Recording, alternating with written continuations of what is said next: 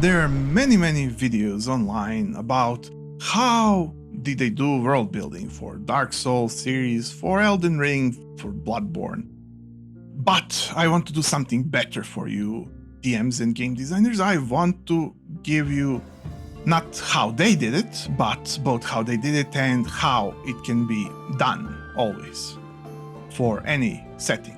Not just that we should ponder upon hours after hours of what there is to see from an outcome of this, from within the game, looking at it like a player. No, I will give you a short and simple answer of how this world building is done as a dungeon master, as a designer, how to achieve the exact same entrances to your lore and world building, the exact same interactions, no matter what type of setting it is, no matter what type of world it is, so that you can integrate it in whatever you need, as long as this is the style you desire for, because I'll discuss some other famous examples in a series after this. This is just the first in the series of how to world build like that I'll make for you. Now, let's begin. The first thing that we need to remember is sort of opposite of what you hear online. It's not about dropping nonsensical speeches that the bosses mumble. It's not about dropping pieces and tidbits of conversations and descriptions on the descriptions of the items. It's not about just spewing all kinds of vaguely connected nonsense. That's just bitter people on the internet misunderstanding how this world building is done. What is really the method to Dark Souls-like and Elden Ring-like world building is to have yourself as a dungeon master first construct an epic tale of a world that you understand fully, or close to fully, that envelops many people, many ages and countries, many things, many interesting things that usually, when read in a fantasy book or watched in a fantasy series, pique player interest and make the player satisfied to follow. And you make this all, let me underline this, completely revealed and in the light for yourself.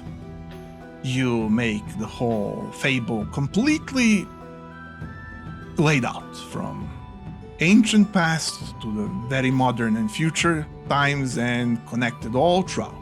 You have, unlike traditionally, for making games and campaigns, you have your central plot and campaign already happen. You have your heroes, you have your protagonists, antagonists, and many others, NPCs, people of worthy mention, and creatures, both very intelligent and those that are not. Also, we do get some flavor. We put some physics and magic in the background and see how all that works amongst itself. We play out with ourselves technically, without going into too much detailed play. We just sort of play out the whole campaign on our own. We get our protagonists through our campaign, we have relationships between them, we write down their dialogues, we write down things that are important, their loves, their hatreds, their friendships, their childhoods, their growth, their triumphs, their defeats, their inclinations, their hobbies, their beliefs, their religions, their aspirations, their ultimate destinies and fates. And we do this for perhaps several generations from several different parts of the world, maybe even mix of worlds. And we can do this in many an arrangement of how world exists and how worlds exist and how they mix together and what is happening. We don't have to have a vague melting together world or a abandoned post-apocalyptic type of nightly waste of a former place or something like that. No, we can use this on completely different types of worlds as well. Once we have done all of that, then we start to rip it to bits and obscure bits and pieces from a new generation's perspective. Because what can the new generation know of the player, of the adventure, of the protagonist about the previous generation?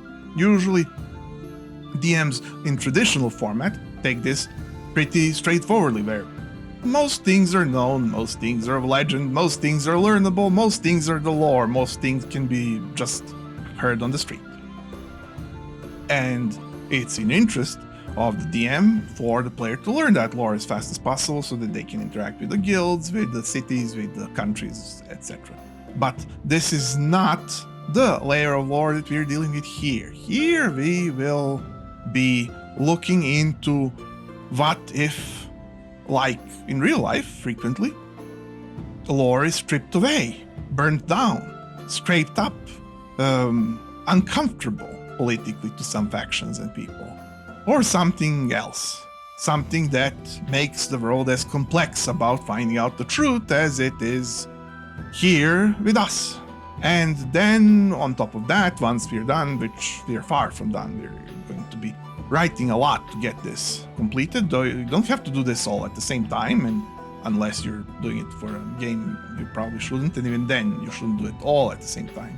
You should constantly be plucking and putting from your complete document into your items and your conversations and so on and so forth. But with spacers between them, so that it feels like something you have to lurk to catch, something you have to hunt for, something you have to explore, something you have to fight to win, to gain, like secrets in all video games. That's how you should do it. And then on top of that, you can lay out the traditional lore of what guilds to join and what cities to visit. And that is how you world build like Dark Souls. There is also choice of style, poeticism, well-crafted speech. It is much better to connect on a level that the world projects about its own culture than just slapping modern speech on top of everything, which is something that should be avoided in most cases, because what you want is a romantic world in some way or another, or something else. Maybe you're making a horror, then you want a horror world, but you don't want an oversimplified world. You don't want something that is unintentionally slapstick of players just goofing around. There are games for that too. There frequently I hear fun like that in multiplayer. So that goes for tabletop campaigns too. But if we're doing what we're talking about today, that's kind of not what is done. And yet it can be done fully and joyously by goofing around within the culture and lore of the world itself, if it was presented like that well enough.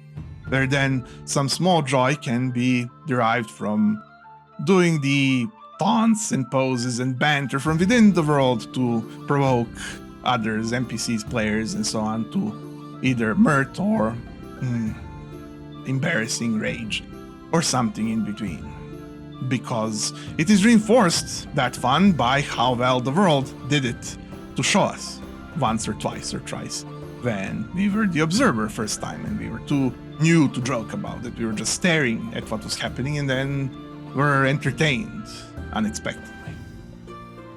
And that is how you add the bit of joy, a lively piece, to otherwise very serious topic of making background very realistic with real threats against the truth, potentially. So, adventure designer, DM, join me again, because every so often I make these just for you. I'm Em, and welcome to dMTable. See you next time. Bye.